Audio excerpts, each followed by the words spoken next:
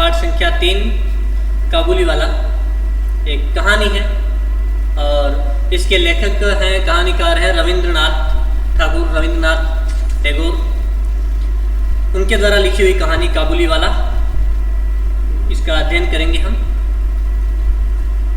मेरी 5 बरस की लड़की मिनी से घड़ी भर भी बोले बिना नहीं रहा जाता।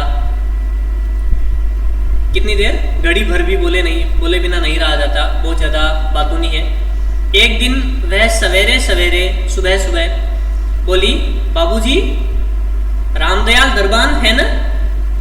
दरबान एक शब्द आया इसमें। दरबान का मतलब चौकीदार, द्वार पर रहने वाला, पहरेदार, द्वारपाल कह सकते हैं जिसको।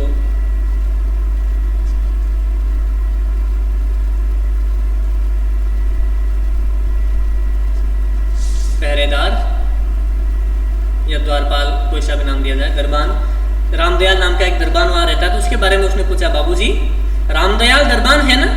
वह काक को कोआ कहता है, वह कुछ जानता नहीं ना बाबूजी?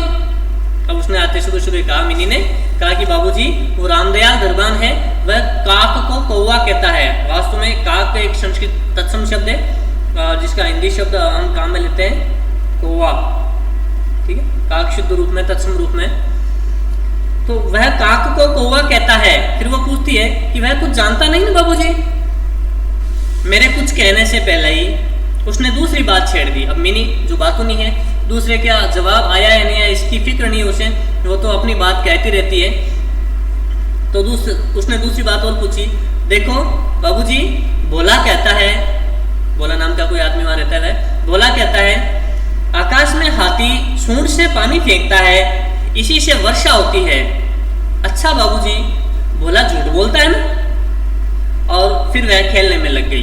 अब देखिए बच्चों के प्रश्न हैं, बच्चों की जिज्ञासाएं हैं, तो इसी तरह से उसकी भी जिज्ञासा है। वह छोटी बच्ची है, 5 बरस की है, तो उसकी जिज्ञासाएं देखिए। वह प्रश्न करती है बाबूजी से, अपने पिताजी से कि बाबूजी देखो रामदयाल दरबान है, वह काक को कौवा कहता है, इसका मतलब वह कुछ जानता नहीं है। जबकि जानती तो वह खुद नहीं है, क्योंकि काक और कौवा तो एक ही पक्षी का नाम, उसी पक्षी को काक कहते हैं, उसी को कौवा कहते हैं। लेकिन उसने काक ही शब्द सुना हुआ है, तो वह सोचती है कौवा, ये तो गलत बोला होगा रामदयाल ने। तो वह बाबूजी से पूछती है, वह कुछ जानता ही नहीं है ना बाबूजी?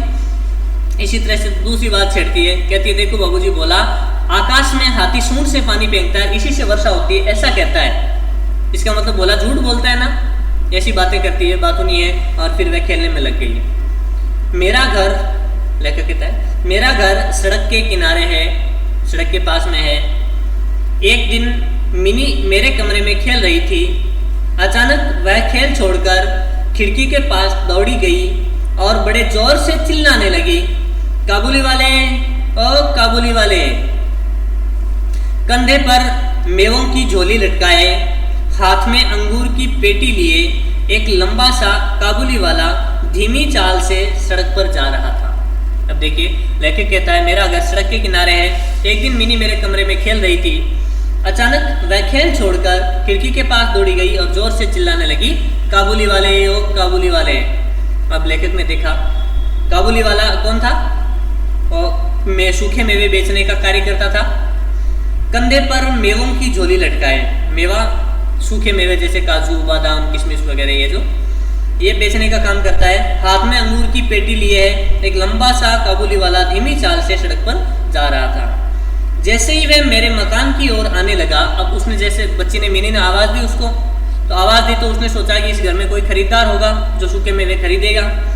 तो वह जैसे ही मेरे घर की तरफ आने लगा, मकान की ओर आने लगा, मिनी भीतर भाग गई। उसने आवाज़ भी लगा दी लेकिन भीतर भाग गई, अंदर भाग गई। उसे डर लगा कि कहीं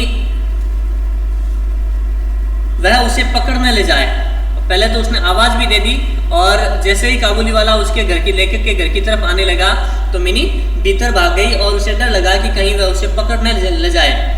उसके मन में यह बात बैठ गई थी कि काबुली वाले की झोली के अंदर तलाश करने पर उस जैसे और भी 2-4 बच्चे मिल सकते हैं। अब उसके मन में क्या डर बैठा? उसके मन में एक बात बैठ गई कि ये काबुली वाले ने जो झोली लटका रखी है और इस झोली में हो सकता है मेरे जैसे 2-4 बच्चे भर रखे होंगे, ये बच्चे पकड़ने वाला है, बच्चे पकड़ता होगा। इसलिए वह डरती हुई भाग भी गई। काबुली वाले ने मुस्कुराते हुए मुझे सलाम किया, नमस्कार किया, अभिवादन किया, सलाम एक अभिवादन। मैंने उससे कुछ सौदा खरीदा। अब लेखक के घर की तरफ आ ही गया तो लेखक ने उस काबुली वाले से कुछ सौदा खरीदा, कुछ सामान खरीदा। सौदा सामान, कुछ वस्तुएं खरीदी या कुछ सामान, सूखे मेवे खरीदे। फिर वह बोला, बाबू साहब, कौन बोला? काबुली वाला। कहा, बाबू साहब आपकी लड़की कहाँ गई? क्योंकि उसे आवाज़ तो लड़की नहीं दी थी, तो उसने कहा, बाबू साहब आपकी लड़की कहाँ गई? मैंने मिनी के मन से डर दूर करने के लिए उसे बुलवा लिया।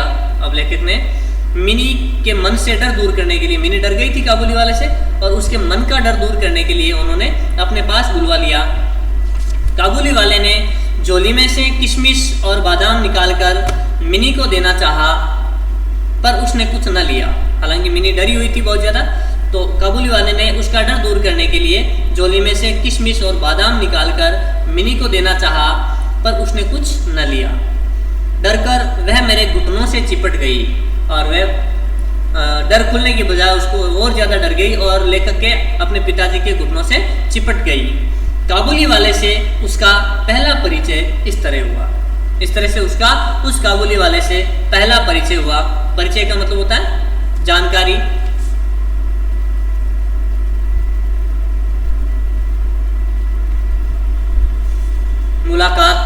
मुलाकात भी कह सकते हैं।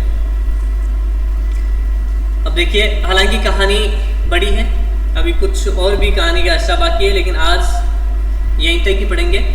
और इसके कुछ शब्दार्थ हैं, वे शब्दार्थ आपको गृह कार्य के रूप में दे रहा हूँ। यहाँ शब्दार्थ दिए हुए हैं इसी पाठ के, और इन शब्दार्थों को आप गृह कार्य के रूप में अपनी मुख्य नोटबुक में करेंगे, उत्तर पुस्तिका में करेंगे। और इसके अलावा भी अगर याद रहें तो उस पाठ में मैंने जिस शब्द का जो अर्थ बताया था, आप वीडियो में से आराम से देखते हुए यह शब्दार्थ भी करें। आज के लिए बस इतना ही।